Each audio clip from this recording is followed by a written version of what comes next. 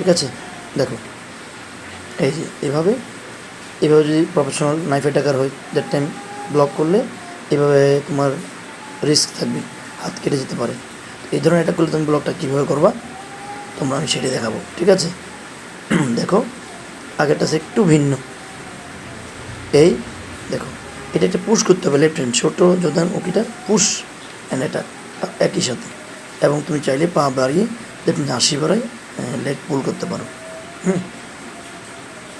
এবং দেখো আবার এই যে আমি আবারও দেখাচ্ছি, সেম জাস্ট পুল করতে হবে যাতে ওই সুযোগটা সে না পায়, ঠিক আছে? আবার রাইট হ্যান্ড ডিরেক্ট করে ব্লক, এটা হতে পারে। মানে এই যে এরপর তুমি কী মারতে পারবা, সমস্যা নেই, অনেক কিছু তুমি ইউজ করতে পারবা।